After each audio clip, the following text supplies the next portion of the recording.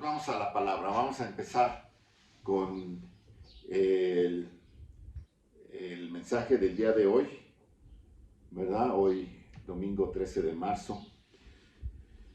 Y vamos con Santiago capítulo 5, versículo 12.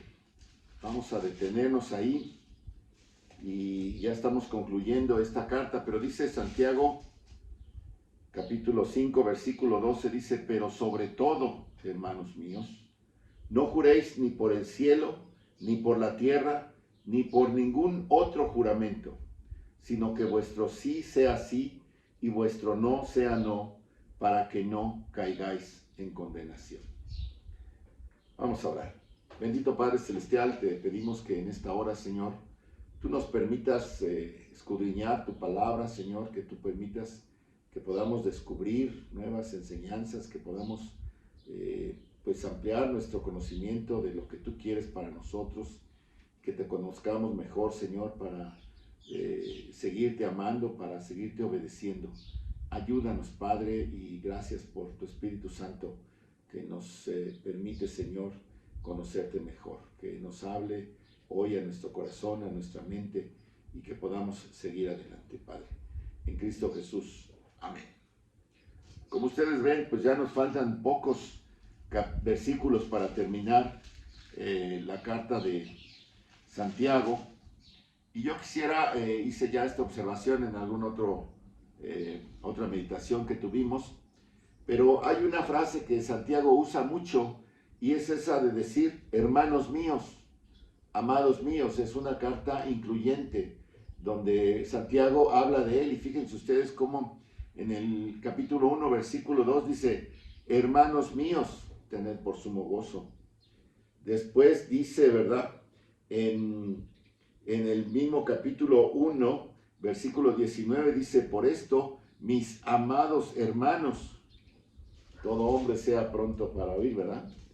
Capítulo 2, versículo 1 dice: hermanos míos, que vuestra fe en nuestro glorioso Señor Jesucristo sea sin acepción de personas, ¿verdad? El versículo 5 del capítulo 2 también dice: hermanos míos amados, oíd. El versículo 14 del capítulo 2: hermanos míos, ¿de qué aprovechará si alguno dice que tiene fe y no tiene obras? ¿Verdad? El 3 dice: hermanos míos, no os hagáis maestros, ¿verdad? El 12 del capítulo 3: hermanos míos, ¿puede acaso la higuera producir aceitunas? ¿Verdad? Después, más adelante, en el capítulo 4, versículo 11 dice: hermanos, no murmuréis.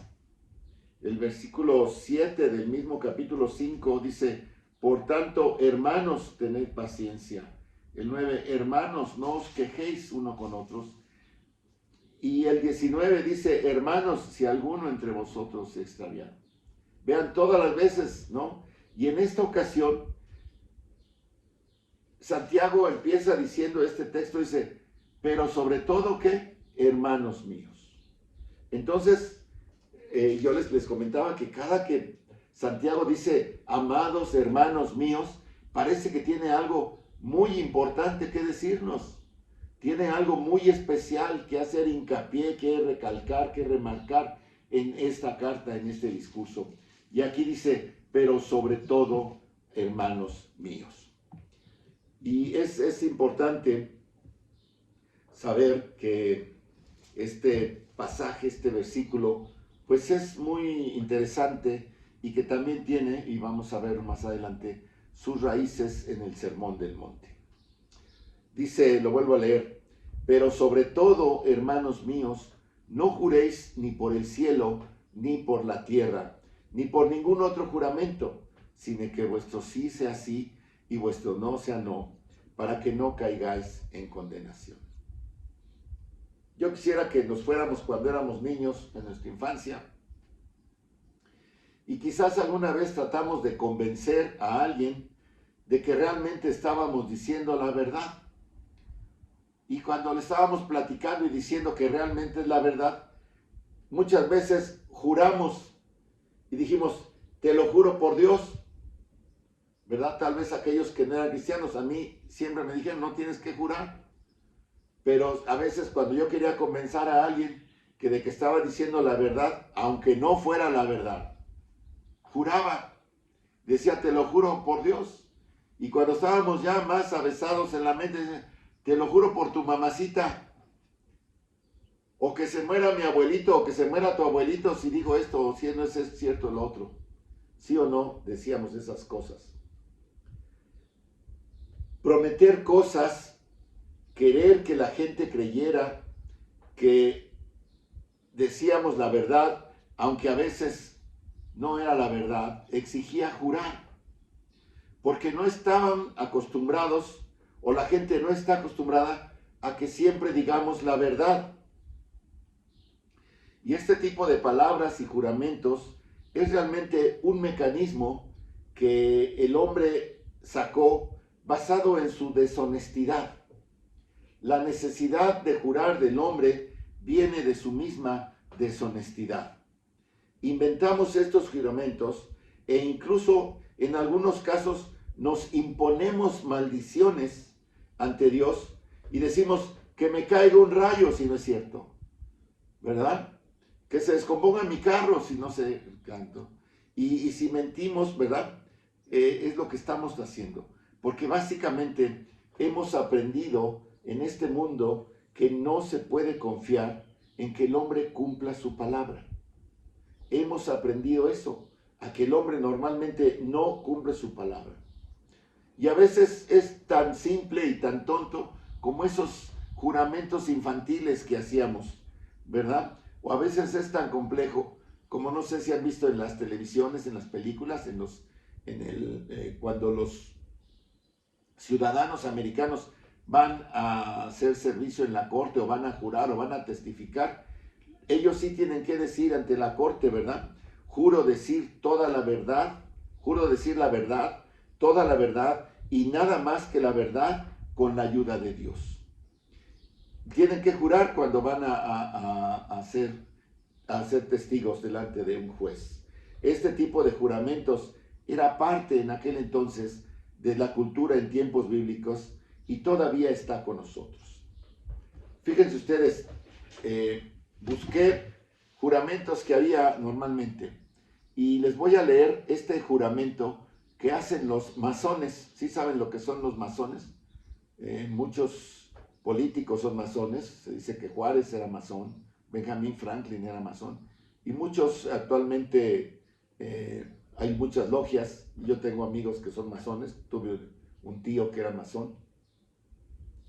Y este es el juramento que ellos hacen cuando ingresan a la orden, a la logia.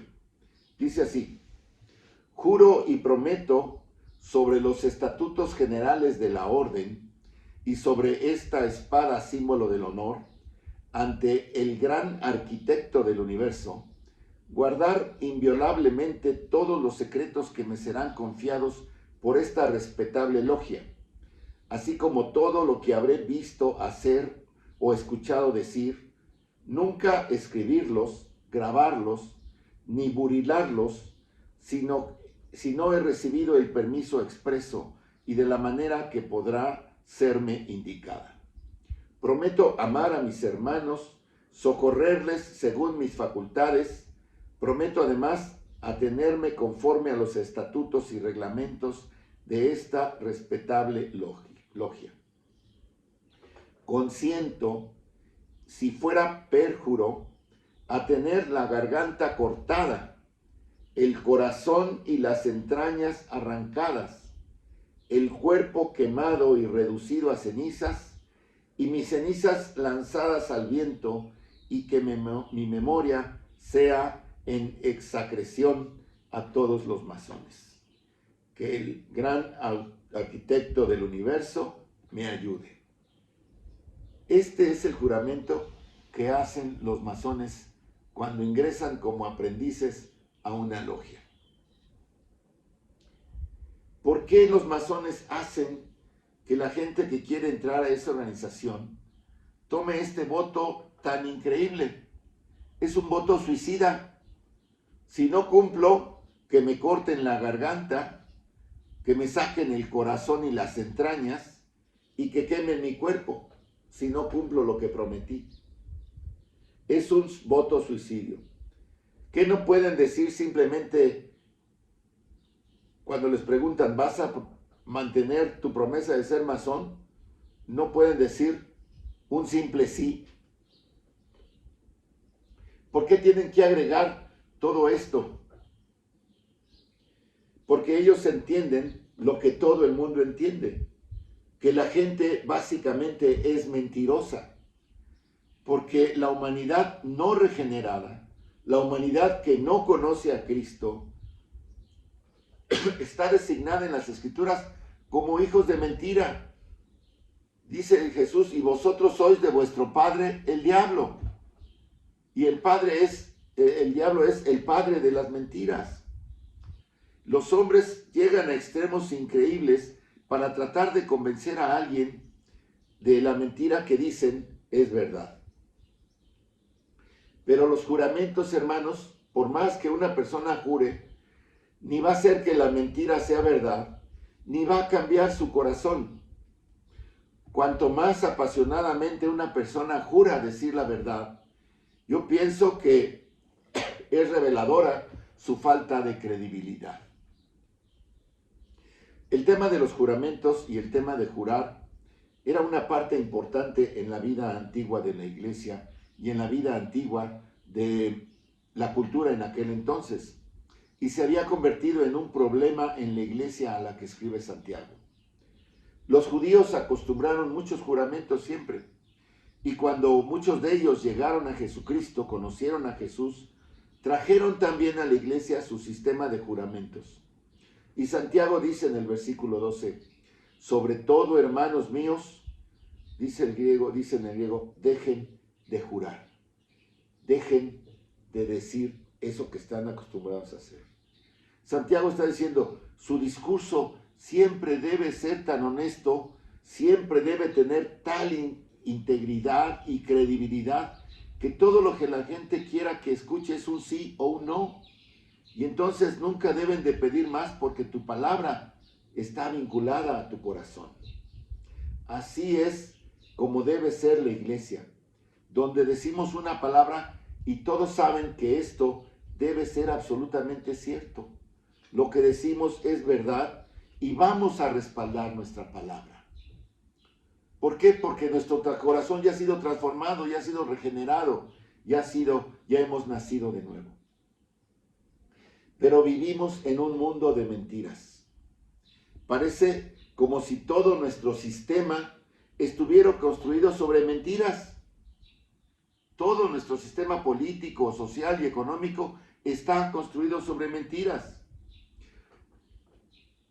Si todo el mundo comenzara a partir de hoy, desde la mañanera y en todos lados, a decir la verdad, nuestro sistema se desmoronaría. Porque todo está construido sobre mentiras, porque es un reflejo de su padre, que es Satanás. Y en general lo que Santiago está tratando de decir es, por favor, iglesia, sean diferentes, sean un pueblo cuyo simple sí y cuyo simple no sean suficiente respuesta y convencimiento para todos los demás. En este versículo, Santiago nos da 4 características sobre este mandato. 4 características. La primera es una distinción especial a este mandato. La segunda es la restricción del mandato, o sea, lo que no se debe hacer. La tercera es la instrucción, lo que debemos aprender y hacer de este mandato. Y la cuarta es la motivación. Entonces, anótenle: distinción, restricción, instrucción y motivación sobre el mandato de no jurar. Primeramente, la distinción. Hay un carácter distintivo en esta orden. Les leí todo lo que dice acerca cuando dice amados hermanos, hermanos míos, etcétera, etcétera, ¿verdad? Pero aquí le agrega, antes de eso le pone una cosa muy especial, y eso es lo que hace distinción. Dice, pero sobre todo, hermanos míos, pero sobre todo. Eso elimina esta exhortación en particular de entre todas las demás, y la coloca tal vez en un lugar principal, en un lugar preeminente, en un lugar distinguido, pero sobre todo. Y es muy interesante que diga, sobre todo deja de jurar, como si esto fuera lo más importante de todo lo que se ha mencionado en los otros capítulos anteriores. Pero ciertamente es muy importante y tiene muchas implicaciones cruciales. La palabra pero, además, nos hace una transición, porque dice, pero sobre todo, y es una transición entre el tema que viene de los versículos 7 al 11, que vimos sobre la paciencia y la oración, y el versículo 12, porque no es el mismo tema. Vean cómo hay una especie de brinco. Por eso dice pero, ¿verdad? Es un tema diferente. Es el comienzo, y aquí ya estamos terminando la epístola, perdón, entonces es el comienzo de varios temas nuevos de los que quiere hablar mientras Santiago cierra su epístola. Está llegando al final y quiere dar un resumen final y tocar todos los temas relacionados, muy importantes. Esto tiene que ver con el tema de jurar, y entonces podemos ver cómo en el versículo 13 también pasa a otro tema. Debido a que esto realmente ocupa solamente un versículo, la suposición podría ser que es muy importante lo que Santiago desvía en este pensamiento. Diciendo sobre todo, sobre todas las cosas. Es una palabra griega que significa peropantón, por encima, más allá de todas, de todo lo demás que hemos dicho. Y entonces hay una distinción en este mandato.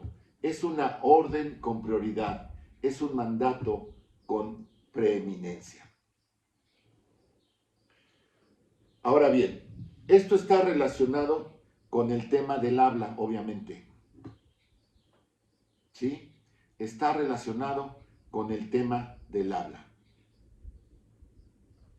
Este tema ha estado con nosotros desde nuestro estudio en Santiago, y sabemos que Santiago se ha ocupado mucho del habla, mucho de la palabra, ¿verdad? En cada capítulo. Y quisiera repasar brevemente.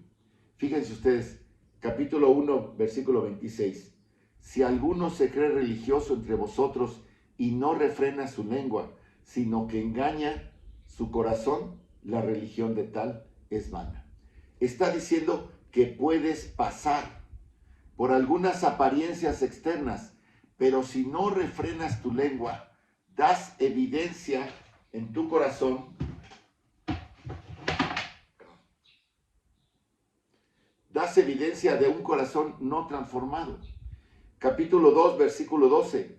Así hablad y haced como los que habéis de ser juzgados por la ley de la libertad.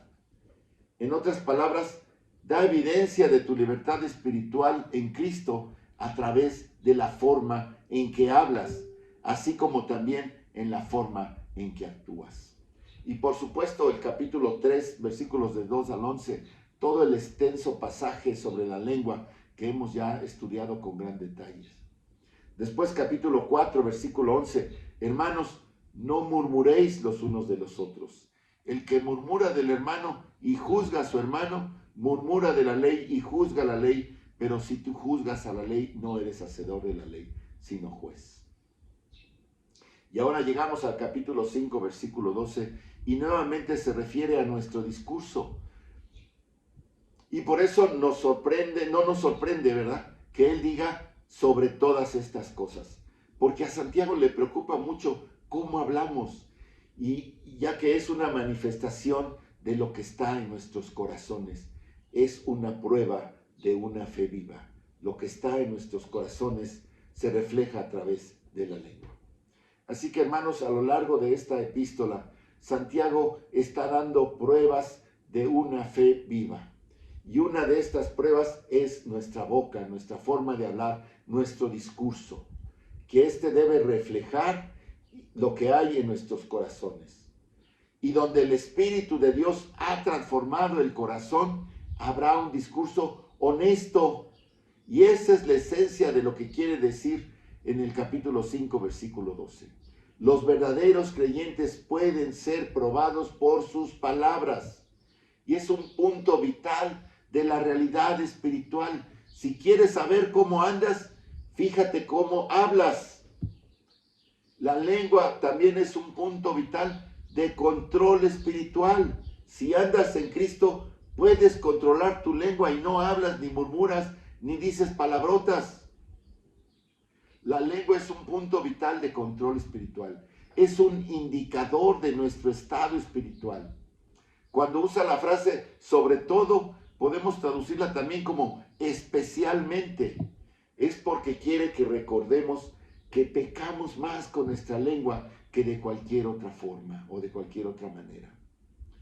Y también la frase cuando dice mis hermanos es alentadora porque Santiago también se está identificando con todos nosotros, con ellos, con esa iglesia y con nosotros que estamos leyendo esta carta, como alguien que también necesita cuidar su propia boca y decir la verdad. Tenían una verdad espiritual en común y querían y requería un tipo común de discurso que honrara a Dios. Hermanos, el corazón es el almacén y la boca te dice el inventario, te dice lo que hay en tu corazón. Así que regresamos a un tema muy familiar y sobre el cual necesitamos una exhortación constante.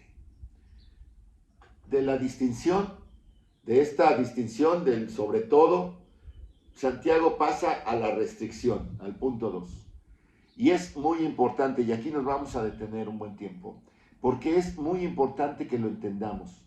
No juréis ni por el cielo, ni por la tierra, ni por ningún otro juramento. No juréis. Y esa es la restricción. Se centra en ese único tema de jurar. Santiago no está hablando aquí de charlas sucias, vanas, obscenas, ni de doble sentido. Él está hablando aquí de un tipo de discurso muy específico que la Biblia llama jurar. Y tiene que ver con juramentos. Y hay muchas personas que el día de hoy toman el nombre del Señor Dios en vano. Dios esto, Dios aquello, Cristo esto, Jesucristo aquello, y por Jesús solo lo otro, y por Jesús lo otro. Y lo escuchamos todo el tiempo. Estos son realmente juramentos. Tomar el nombre de Dios en vano. El mal uso del nombre de Dios, profanar el nombre de Dios, blasfemar el nombre de Dios, rebajar el nombre de Dios, invocar el nombre de Dios ilegítimamente, está relacionado con un tipo de juramento que Santiago tiene en mente. Pero es algo muy específico lo que él busca aquí, de parte de esa cultura judía y de la griega y de la romana en ese momento. Yo estoy leyendo un libro que se llama Africanos y que está fechado más o menos unos 300 años antes de Jesucristo. Y se trata de romanos y cartagineses. Y cada que hablan ellos y que quieren decir algo que es importante, juran. Los romanos juran por Castor y por Pollux. Los griegos por Zeus y por Júpiter. Los cartagineses por Baal. ¿Verdad? Y juraban. Y ellos tenían todo un desarrollo de un sistema complejo, especialmente los judíos, de juramentos. Y entró en la vida de la iglesia con estos creyentes judíos. ¿De dónde se originó la palabra juramento? En hebreo es la palabra shebuah, que significa jurar. Los griegos usan la palabra orcos, que significa atar o fortalecer. En otras palabras, fortaleces tu palabra al jurar por alguna autoridad superior.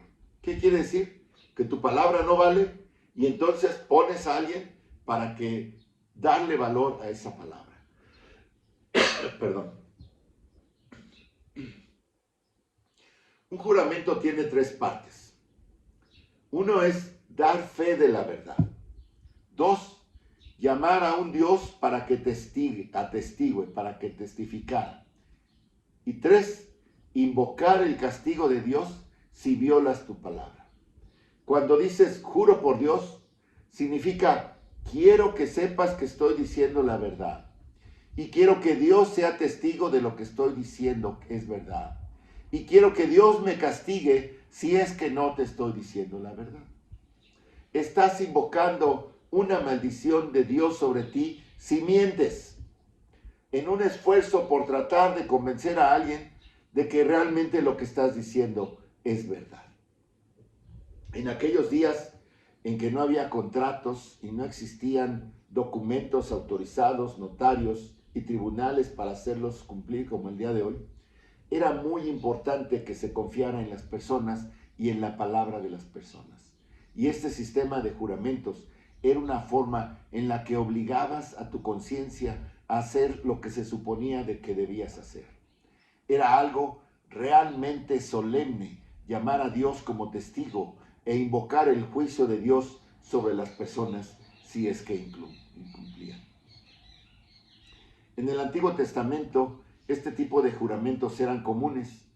Si estudiamos el Antiguo Testamento, vamos a encontrar a muchos de los hombres y mujeres de Dios que se comprometieron con juramentos delante de Dios. La Escritura no nos dice que estos están mal, solo cuando se usa mal y se abusa. Así que en el Antiguo Testamento hubo algunos juramentos que fueron hechos por hombres de Dios. No los vamos a leer, se los voy a decir algunos de ellos, pero por ejemplo, Génesis 24, 2 y 3, Abraham juró ante Dios cumplir su palabra. Génesis 26, del 26 al 31, Isaac hizo lo mismo. Génesis 31, 44 al 50, Jacob hizo lo mismo. Así que abuelo, hijo y nieto hicieron lo mismo. Segundo de Samuel 19, 23, David también juró. Segunda de Crónicas 15, 14 y 15, el pueblo de Israel juró. Nehemías 10, 29, también como pueblo, el pueblo juró delante de Dios. Y en segunda de Corintios 11, 31, el mismo Pablo hizo un voto ante Dios, un voto de integridad y que haría lo que él dijo. Si tenemos en el Antiguo Testamento también ocasiones cuando Dios llamó a esto. Fíjense ustedes qué dice Éxodo 22 del 10 al 12, se los leo. Si alguno hubiere dado a su prójimo asno o buey o oveja o cualquier otro animal a guardar, y éste muriere o fuere estropeado, o fuere llevado sin verlo nadie, juramento de Jehová habrá entre ambos, de que no metió su mano a los bienes de su prójimo, y su dueño lo aceptará, y el otro no pagará. En otras palabras, si un animal era dado a alguien y por causas ajenas a este encargado, el animal se perdía o se moría o se lo robaban, con un juramento ante Dios, el otro no le podía exigir nada a cambio a ese hombre. Dios está realmente instituyendo un juramento. Número 5:19 dice, y el sacerdote la conjurará a la esposa, a la mujer, y le dirá, si ninguno ha dormido contigo, y si no te has apartado de tu marido a inmundicia, libre seas de estas aguas amargas que traen maldición. Una mujer acusada podía hacer un juramento ante Dios, y así sucesivamente también el hombre. Deuteronomio 6:13, a Jehová tu Dios temerás y a él solo servirás, y fíjense, y por su nombre jurarás. Deuteronomio 6:13, repito, a Jehová tu Dios temerás, a él solo servirás y por su nombre jurarás. Todos estos juramentos en el Antiguo Testamento eran juramentos legítimos, que los hicieron hombres en ocasiones muy solemnes. No todos los días, ni en todas las semanas, ni en todos los meses, sino en ocasiones muy solemnes de su vida, queriendo confirmar su palabra a las personas que básicamente querían que confiaran en ellas, ¿verdad? O a las que no confiaban. Invocaron el nombre de Dios como testimonio de veracidad de su palabra para juzgarlos en caso de que no la mantuvieran. Y Dios dice en Deuteronomio 6:13, como ya leímos, si alguna vez juras, juras por mi nombre. El Antiguo Testamento también nos da algunas ilustraciones tremendas de personas que tomaron votos muy precipitados y juraron ante Dios hacer ciertas cosas y luego tuvieron que vivir con las ridículas consecuencias de su voto. Lean Jueces. Un voto legítimo en el Antiguo Testamento era entonces para una ocasión muy solemne e invocaba el nombre de Dios y solo el nombre de Dios. Y Dios exigió que cuando se hiciera tal voto, se hiciera en completa honestidad. De hecho, si el nombre de Dios había sido invocado, Dios tiene derecho a responder y a intervenir en ese juramento que estás haciendo. Números 32. Cuando alguno hiciere voto a Jehová, o sea, jurare a Jehová, o hiciere juramento ligando su alma con obligación, no quebrantará su palabra, hará conforme a todo lo que salió de su boca. Repito, Números 32. Cuando alguno hiciere voto a Jehová o hiciere juramento ligando su alma con obligación, no quebrantará su palabra, hará conforme a todo lo que salió de su boca. Así que si haces un voto, cumples tu voto. El siguiente versículo habla también de una mujer. También las mujeres tienen que cumplir.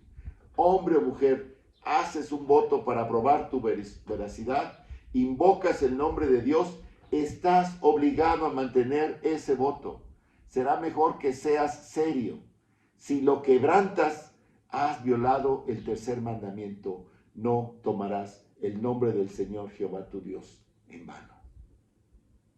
No lanzas el nombre de Dios a la ligera. No invocas el nombre de Dios para atarte a la veracidad. No invocas a Dios para convencer a otra persona de que estás diciendo la verdad y luego violas ese voto. Dios sabía y sabe que los hombres son mentirosos. Por supuesto, Dios les permitió en estas ocasiones especiales jurar veracidad e invocar su testimonio y comprometerlos, porque Él los puede castigar si los rompen. Y entonces Dios dijo, será mejor que no lo hagas en vano, será mejor que no uses mi nombre y luego violes tu juramento. En el Antiguo Testamento reconocemos que hay un mundo lleno de mentirosos. Hay momentos en que es necesario un juramento. Incluso Dios adopta este medio de convencer a los hombres escépticos e incrédulos de su propia veracidad. Fíjense lo que dice Hebreos 6, versículo 13. Hebreos 6, versículo 13. Dice, porque cuando Dios hizo la promesa a Abraham, no pudiendo jurar por otro mayor, juró por sí mismo. ¿Entendemos ahora qué está pasando? Porque cuando Dios hizo la promesa a Abraham, no pudiendo jurar por otro mayor, juró por sí mismo. ¿Cuál fue la frase que Dios usó una y otra vez en el Antiguo Testamento? Dice Jehová, vivo yo, dice el Señor. Vivo yo, dice Jehová. Ese es Dios jurando por sí mismo. Vivo yo, dice el Señor. Hechos 2, del 20 al 23, Pedro se refiere a un juramento que Dios hizo ante David cuando él predica. Dios hizo un pacto y un juramento y una promesa a Abraham en Génesis 15. Y luego nuevamente Génesis 22, 16. E incluso en el Nuevo Testamento, en el capítulo 1 de Lucas, en el versículo 73, dice, del juramento que hizo a Abraham nuestro padre, que nos había de conceder. Del juramento que hizo a Abraham nuestro padre, que nos había de conceder un Mesías. Así juró Dios por sí mismo, porque no hay alguien mayor. ¿Por qué Dios hizo esto? ¿Acaso Él estaba obligado a jurar para cumplir su palabra? No, Él no necesita jurar. Pero Dios mismo condescendió con los hombres que somos mentirosos y usó un medio para vincularnos, para entender cómo Dios actúa, para ver la verdad ante nuestros ojos, para saber que Él habla en serio acerca de lo que dice. Así Dios hizo juramentos no porque los necesitara, sino porque sabe cómo el hombre depende de ellos. Condescendió en gracia, dando un ejemplo de integridad en sus propios términos. Dios hizo juramentos en varias ocasiones. Génesis 9 hizo un juramento de nunca más destruir el mundo por medio del agua, después del diluvio. En Lucas 1 hizo un juramento de enviar un redentor. En el Salmo 16:10 hizo un juramento de resucitar a su hijo entre los muertos. En Isaías 49:15-18, Dios hizo un juramento de bendecir y preservar a la nación de Israel, no importa qué tan mal se portaran. No lo hizo porque necesitaba aferrarse a una verdad, sino porque quería que los hombres entendieran lo que significa un juramento y cómo debe guardarse. Vamos a Mateo 26, del 63 al 64. Cuando Jesús está siendo juzgado, fíjense ustedes. Mas Jesús callaba. Entonces el sumo sacerdote le dijo: te conjuro por el Dios viviente, que nos digas si eres tú el Cristo, el Hijo de Dios. Jesús le dijo: tú lo has dicho, y además os digo que desde ahora veréis al Hijo del Hombre sentado a la diestra del poder de Dios y viniendo en las nubes del cielo. En otras palabras, Jesús tomó un juramento por el Dios viviente y dijo la verdad. Tú lo has dicho. Cuando fue llamado a decir la verdad ante el Dios viviente, Jesús hizo el juramento y respondió. Segunda de Corintios 1:23, Pablo dice: mas yo invoco a Dios por testigo sobre mi alma, que por ser indulgente con vosotros, no he pasado todavía a Corinto. Pablo hizo este tipo de juramentos también y lo escribe. Mas yo invoco a Dios por testigo. Concluimos entonces que en un momento serio, que en un momento solemne, se permitió invocar el nombre de Dios para afirmar su veracidad.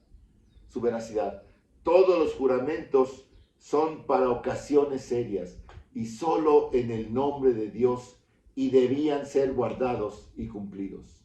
Salmo 15, 1-4 dice: Jehová, ¿quién habitará en tu tabernáculo?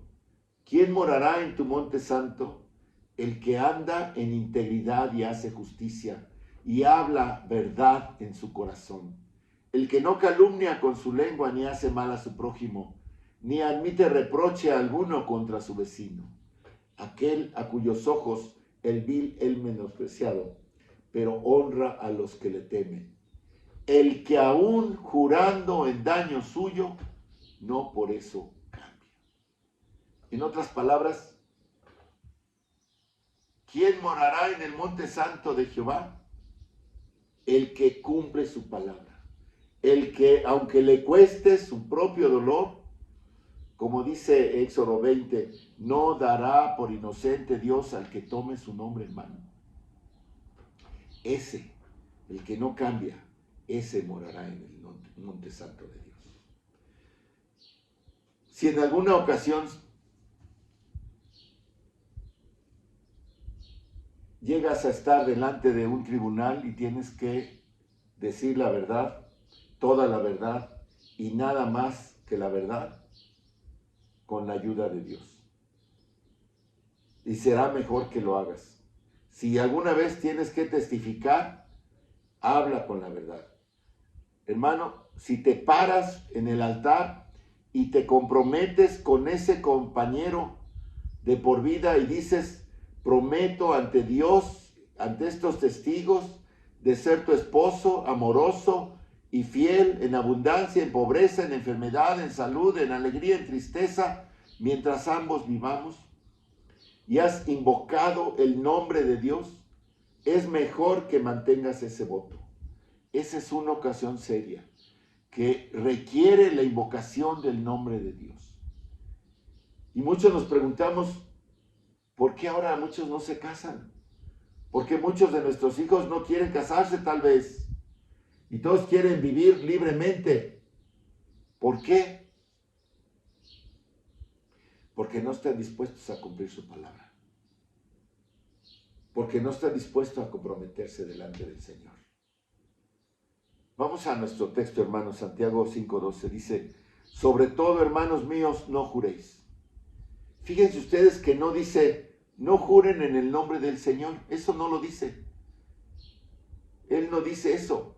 No está prohibido jurar en el nombre del Señor. Él dice, no juréis por el cielo o por la tierra o con cualquier otro tipo de juramento. ¿Qué significa eso? ¿Qué es lo que está prohibiendo entonces? ¿Qué es lo que tiene en mente Santiago? Vamos a la fuente de la enseñanza de Santiago en el Sermón del Monte, Mateo 5:33. Y nuestro Señor está confrontando a los judíos en cuanto a su pecado, a su gran pecaminosidad que tenían. Dice, está haciendo, y Dios, Jesucristo les está haciendo pedazos su supuesta espiritualidad y los está desintegrando, está quitándoles esa confianza en sí mismos y esa esperanza que tenían en su justicia propia. Y una de las cosas que Jesucristo les dice es este asunto de jurar o de hacer juramentos. Fíjense el versículo 33, dice, además habéis oído que fue dicho a los antiguos, Mateo 5:33.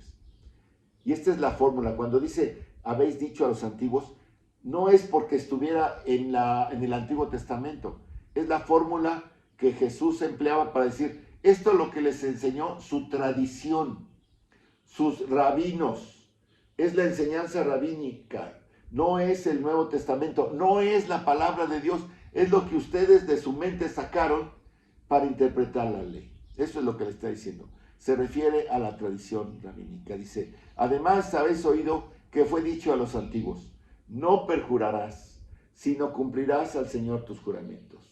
En otras palabras, tu tradición dice, no harás votos falsos, sino que cumplirás tus votos al Señor. Pero hay algo oculto, porque ellos se manejaban con estas dos caras, ¿verdad? Les dice el Señor, cumple tus votos al Señor. Pero ellos decían, si hago un voto y juro por cualquier otra cosa que no sea Dios, entonces no hay bronca, no hay problema. Si yo juro por el osito Bimbo, como decían los niños, ¿verdad? Puedo romperlo sin mayor problema. Si yo hago un juramento y cruzo mis dedos, puedo romperlo, ¿ven? O sea, hay un doble ánimo, hay una doble cara en esos fariseos. Y eso es lo que Jesús está denunciando, su mentira. Porque es así como piensan los mentirosos. Y muchos lo hemos hecho. No cumpliste tu palabra y dices, sí, pero no contaba porque, pues no fue ante Dios. Y la verdad, en ese momento estaba yo borracho, muchos dicen, no. O no estaba yo en mis cabales, o estaba yo muy emocionado, o tenía los dedos cruzados. Hermano, si quieres mentir, pero quieres convencer a la gente de que estás diciendo la verdad, puedes hacer miles de juramentos por lo que tú quieras. Puedes hacer un voto de cortarte la garganta, de abrirte el pecho, de sacarte el corazón, de sacarte tu lengua, de enterrarte en la marea baja y todo eso. Y los judíos así pensaban. Así que en la conversación dirían que juraban por el cielo. Dicen, lo juro por el cielo. A un hombre en la televisión también hemos oído que dicen, lo juro por mis hijos, ¿verdad? O lo juro por todo lo que tengo. Y los judíos decían, lo juro por Jerusalén, lo juro por el templo, lo juro por el altar del templo, lo juro por el velo, lo juro por mi propia cabeza. Tenían la intención de ocultar sus corazones mentirosos, porque decían, no mencioné a Jehová, no mencioné a Dios, no lo dije por él, entonces puedo romper mi voto. Mateo 23, del 16 al 22. Jesús otra vez refiriéndose a esto mismo, dice, ay de vosotros, guías de ciegos, que decís, si alguno jura por el templo, no es nada, pero si alguno jura por el oro del templo, es deudor. Insensatos y ciegos, porque ¿cuál es mayor, el oro o el templo que santifica el oro? También decís, si alguno jura por el altar, no es nada, pero si jura por la ofrenda que está sobre él, es deudor. Necios y ciegos, porque ¿cuál es mayor, la ofrenda o el altar que santifica la ofrenda? Pues el que jura por el altar, jura por él, y por todo lo que está sobre él. Y el que jura por el templo, jura por él y por el que lo habita. y el que jura por el cielo, jura por el trono de Dios y por aquel que está sentado en él. Regresemos a Mateo 5:34. Pero yo os digo, no juréis en ninguna manera, ni por el cielo, porque es el trono de Dios, ni por la tierra, porque es el estrado de sus pies, ni por Jerusalén, porque es la ciudad del gran rey, ni por tu cabeza jurarás, porque no puedes hacer blanco o negro un solo cabello, pero sea vuestro hablar sí, sí, no, no, porque lo que es más de esto, de mal procede. No controlas tu propia cabeza, así que tu declaración tiene que ser sí o no. Cualquier cosa más allá es del maligno. Es un juramento evasivo. Los judíos tenían esta manera increíble de merodear por todos estos lados, acercándose a las cosas que tenían que ver con Dios y pensando que al jurar por el cielo, por la tierra, por el templo y por lo que fuera, podían romperlo porque no usaban el nombre de Dios. Pero Dios dice, cualquier cosa por la que juras, me has tocado, porque tú y yo estamos relacionados. La forma perversa de pensar de estos judíos era la idea de que si se usaba el nombre de Dios, entonces Dios sí se convertía en socio de la transacción. Mientras que si no se usaba el nombre de Dios, entonces Dios no tenía nada que ver con todo eso. Pero no es así, hermanos. Dios tiene que ver con todo lo que hagamos porque somos sus hijos. Jesús dice, tú traes a Dios esa transacción cuando juras por cualquier cosa que toque el dominio de Dios. Porque el cielo es su trono, la tierra es el estrado de sus pies, Jerusalén es la ciudad, su ciudad. La cabeza del hombre no le pertenece a él, es de Dios.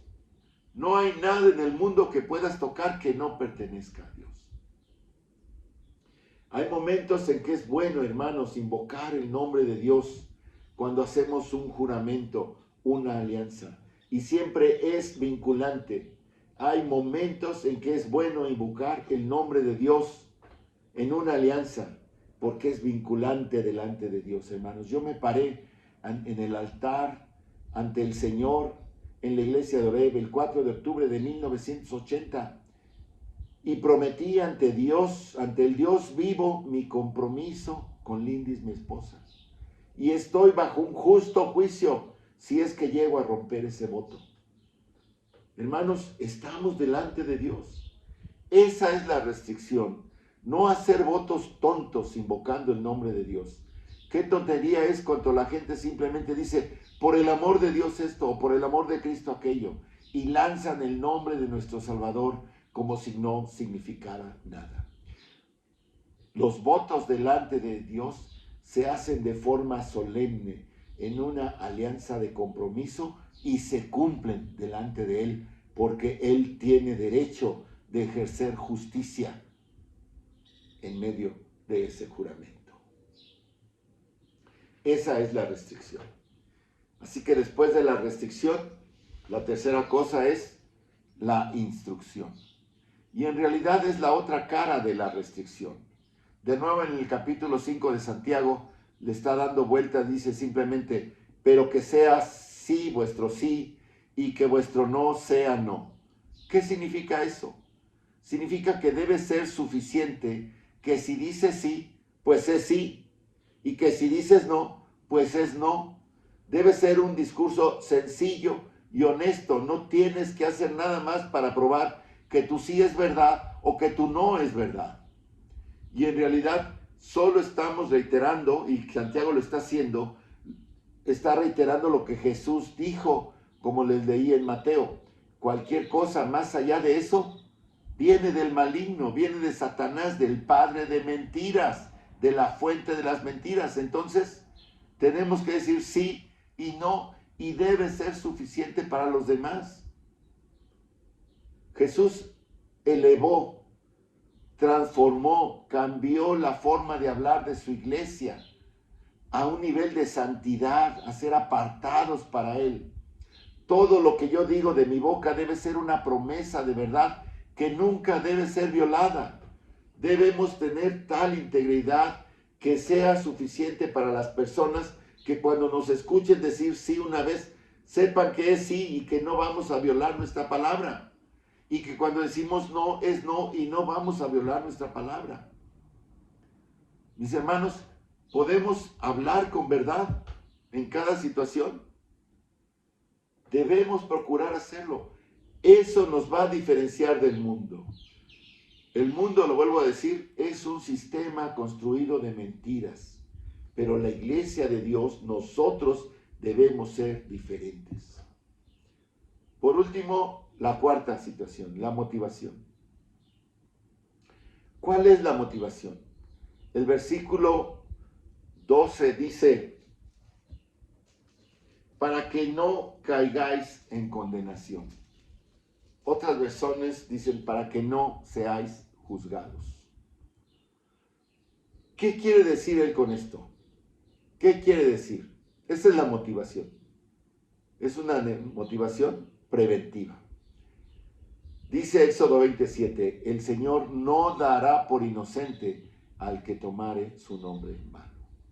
Jesús pidió juicio sobre los fariseos en Mateo 22 y dijo, ay de vosotros, ¿verdad? Y luego en el capítulo 23 le sigue diciendo lo que acabo de leerlo, lo que debe de pasar por sus juramentos mentirosos. Pero ¿qué quiere decir aquí? ¿Está hablando acaso de castigar a un cristiano? ¿Está diciendo que si dices mentiras serás castigado? Ciertamente vas a sufrir las consecuencias, pero no era lo que tenía en mente Santiago. Santiago nos está hablando de pruebas de una fe viva. Y nos dice que si esta prueba no la pasa tu fe está muerta y te vas a ir al infierno. La palabra juzgado, la palabra condenado, se refiere al juicio emitido por un juez. Cuando un juez dicta sentencia, condena. Está condenado, dice, para que no caigáis en condenación. Ya cuando hay condenación, ya no hay remedio. Ya estás condenado.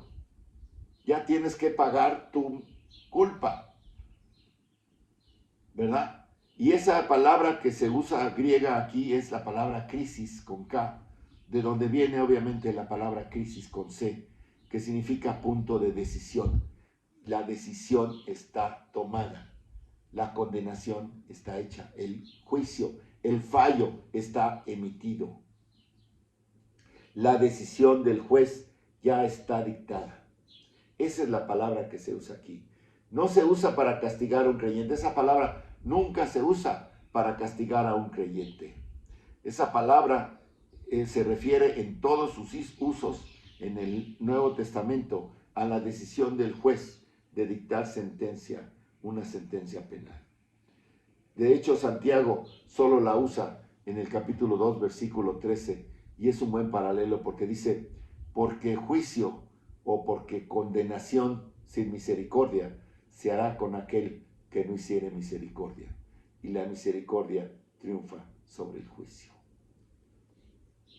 Así que, si hay un veredicto, si hay un juicio de un juez despiadado para aquel que no ha mostrado misericordia, va a haber un juicio también. Y aquí está hablando de la sentencia condenatoria, de la sentencia sin remedio al infierno que Dios dictará a aquellos que no han demostrado misericordia y por lo tanto han demostrado un corazón no transformado, un corazón que no se ha quebrantado delante de Dios.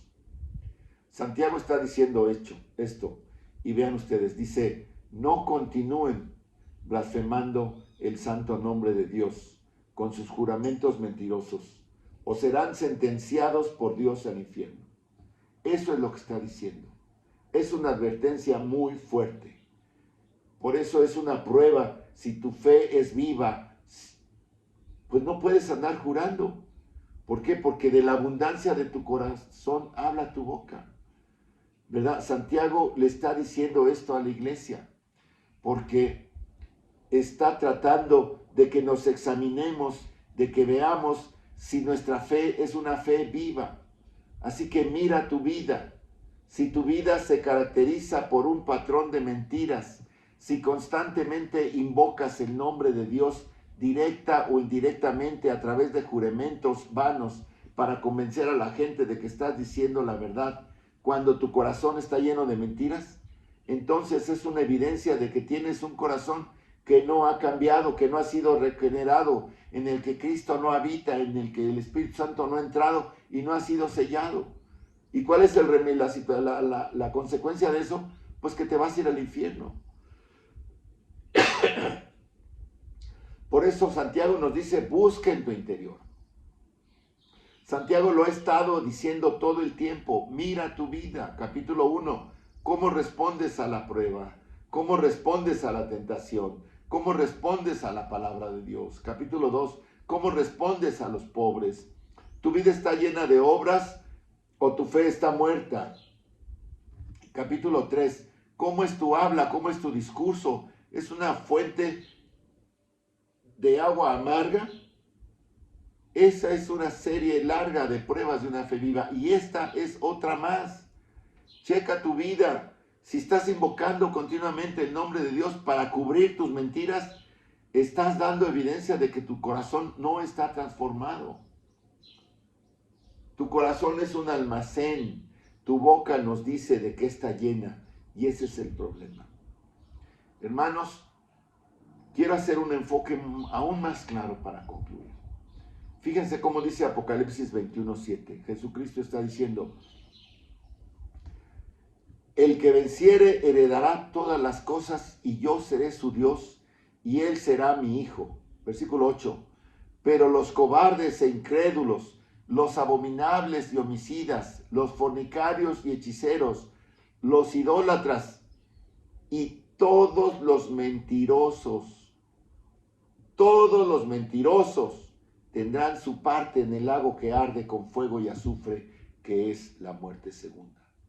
Hermanos, ¿tiene tu corazón mentira? Pídele a Dios que la limpie. Versículo 27 del mismo capítulo 21 de Apocalipsis, y está hablando de quién va a entrar al cielo. Dice, no entrará en ella ninguna cosa inmunda o que hace abominación y mentira, sino solamente los que están inscritos en el libro de la vida del Cordero. Hermano, si tu corazón está lleno de mentira, tu nombre no está escrito en el libro de la vida del Cordero. No vas a entrar al cielo. Capítulo 22, 15. Mas los perros estarán afuera, y los hechiceros, los fornicarios, los homicidas, los idólatras. ¿Y qué dice al final? Y todo aquel que ama y hace mentira. La mentira, hermanos. Amados hermanos, como diría Santiago, amados hermanos míos, escúchenme. Esto no quiere decir que en toda nuestra vida ya no vamos a decir mentiras. No es algo mágico. Santiago también dice, el que tiene perfecto dominio de su lengua, en capítulo 3 dice, ese es un hombre perfecto. Vamos para allá, pero como dice Pablo, no lo hemos alcanzado todavía. Erramos con nuestra lengua, pero no es el patrón de nuestras vidas.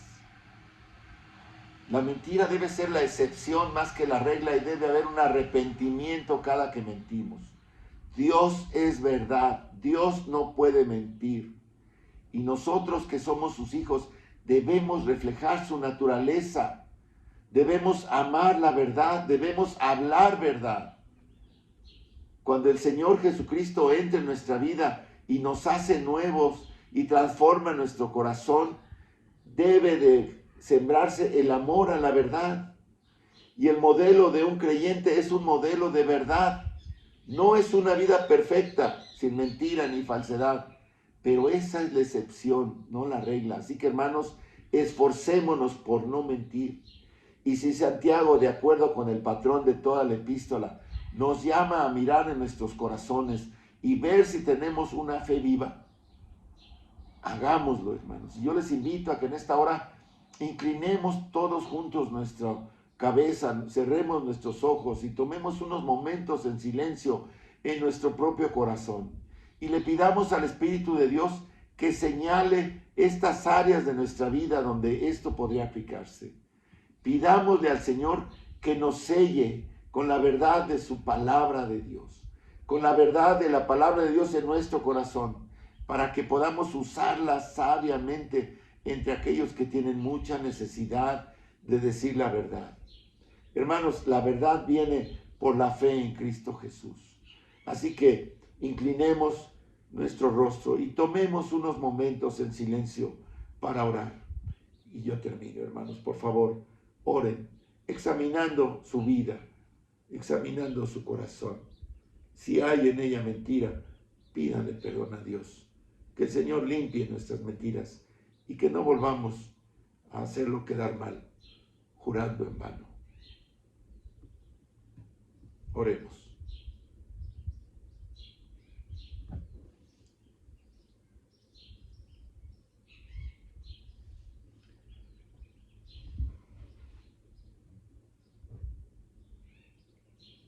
Padre amado,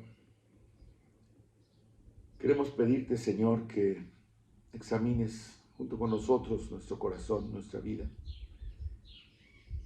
y veas todas las mentiras, Padre, que hay ahí almacenadas, Señor. Que nos ayudes con tu Espíritu Santo a limpiarlas, para que nos permita solamente hablar la verdad. Que no haya dudas, Señor, ante los demás de nuestra integridad. Señor, que nuestro sí sea sí y que nuestro no sea no. Y que todo lo que digamos, Padre, pueda reflejar un corazón verdaderamente transformado. Un corazón donde habita tu Espíritu, donde tu palabra es conocida y donde tú reinas, Padre. Ayúdanos, Señor. Quita nuestra debilidad. Así como nuestro hermano Sergio pedía, Señor, también todos nos unimos a esa oración para pedirte integridad, para pedirte limpieza, para pedirte pureza, Señor, para que seamos dignos, Señor, de confianza tuya y de los demás, Padre. Padre, oramos por todos aquellos que están con nosotros, Señor, por aquellos que nos rodean, por aquellos que están luchando también como nosotros y que, Señor, tú nos estás mirando a través de tus ojos. Señor, ayúdanos a vencer, ayúdanos a limpiar todo eso, transfórmanos, Padre. Quita cualquier cosa falsa, cualquier vida de falsedad que tengamos. Quita, Señor, nuestros patrones de engaño, nuestros patrones de mentira. Señor, quita esas promesas vanas, Señor. Cuando vivimos en una mentira, Señor, quítalos, Padre. Ayúdanos, danos limpieza. Señor, quita cualquier cosa que nos haga caer en ese peligro eterno. Danos ese gozo de nuestra salvación. Despierta, Señor, nuestros corazones. Y yo te pido por aquellos que están dudando, Señor, despierta sus corazones a Cristo Jesús. Que puedan realmente resolver, Señor, los conflictos y que Cristo reine. Señor, que Cristo entre con una palabra, Señor, de cambio, de transformación, de amor, de esperanza, Padre, de verdad. Señor, oramos en su nombre y oramos sabiéndonos que no somos perfectos, pero que queremos seguir prosiguiendo, caminando, corriendo, Señor, al blanco que es Jesucristo. Ayúdanos, Padre, para que podamos servirte como tú quieres, como tú mandas, Señor, como tú ordenas. En el nombre de tu Hijo amado, Cristo Jesús. Amén. Amén, hermanos. Dios les bendiga.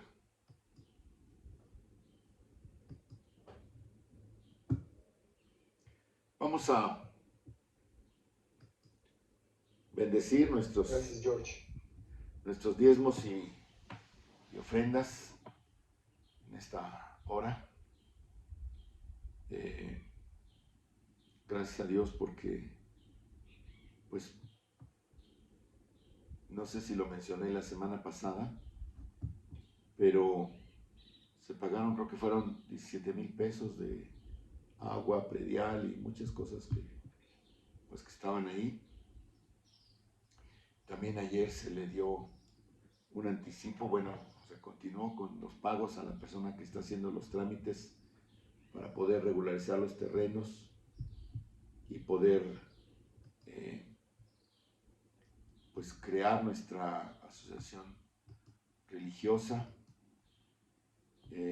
También ayer se utilizó el templo y se pudo pues tener todo listo para nuestras hermanas de la Sociedad Femenil de la Convención Elim.